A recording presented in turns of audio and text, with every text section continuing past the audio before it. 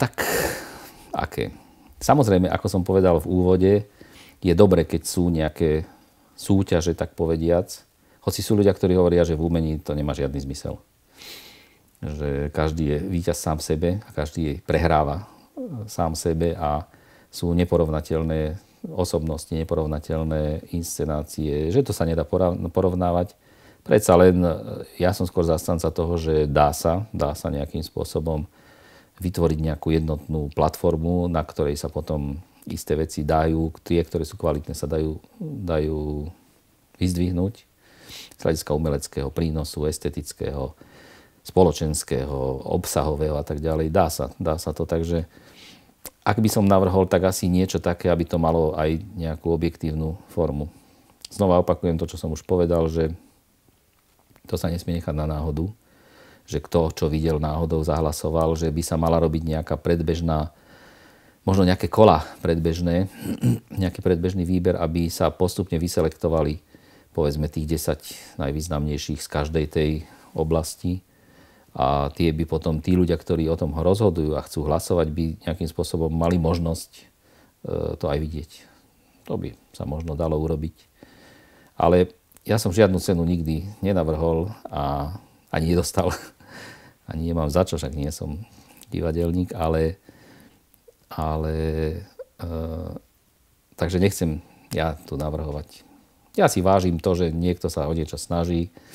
Myslím teraz naše dosky a ja mu to neberiem, samozrejme. Mám k tomu svoje kritické stanovisko. Rád sa tých ceremoniálov občas zúčastním. Je tam fajn v Nitre, keď sa to odovzdáva.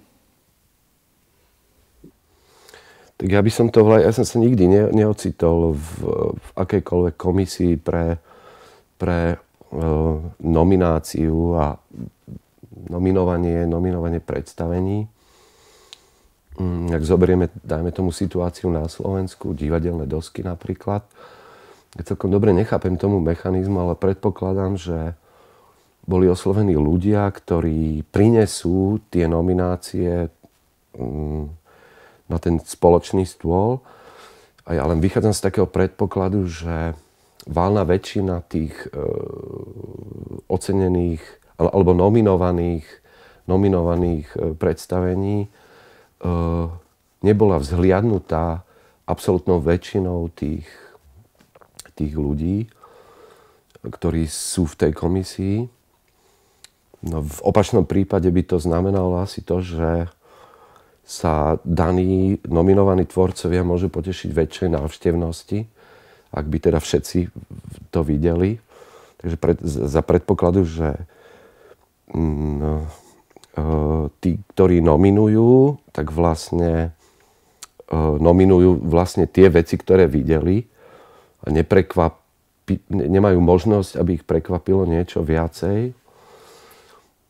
Tak vlastne ako, neviem celkom, možno, že je to celkom inak, ale to je len môj osobný taký pocit.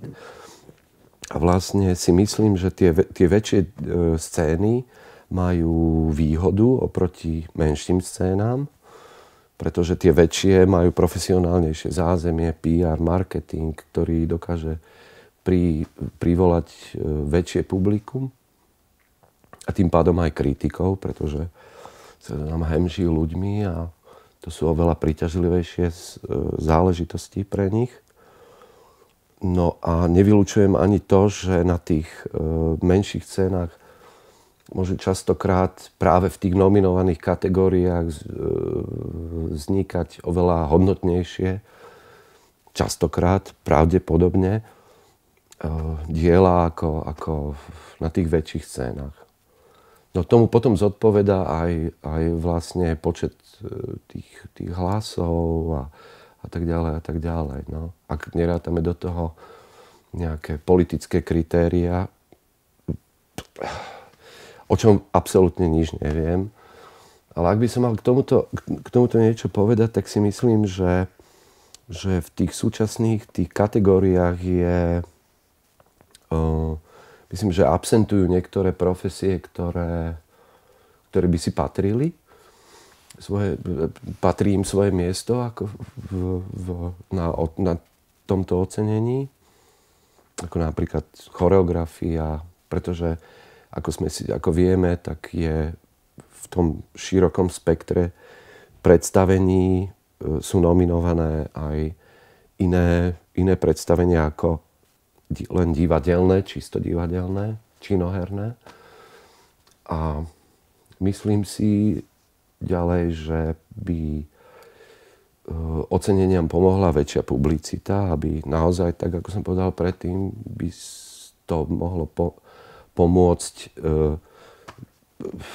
širokej verejnosti vrátiť sa do divadla.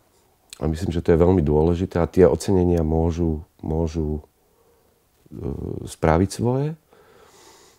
A posledná vec, ktorá v podstate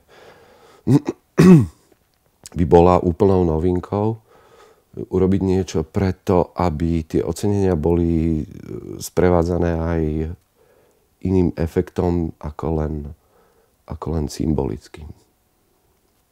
No to by bolo to MacArthurovo štipendium na slovenský spôsob. Neviem, či by sa našiel podobný mecenáš v našej krajine, ale to by bolo úžasné ocenenie. Nie, môžem povedať, že ja nechcem hovoriť o nejakých svojich oceneniach, lebo podľa mňa to vôbec nie je dôležité v danom momente, ale ak ocenenie motivuje, tak je podstatné určite. Čiže ja neviem, ak by som mal strašne veľa peňazí, určite by som navrhol také, ktoré má aj túto finančnú motiváciu, lebo tak, ako som hovoril v súvislosti s tou synekdochou, z toho vzniklo jedno úžasné dielo, ktoré nikdy nebolo dokončené, ale jeho zmysel bol práve v tom, že sa tvorila, že tá ambícia bola vtesnať do toho diela celý ten život toho jedného človeka. Čiže to je asi všetko.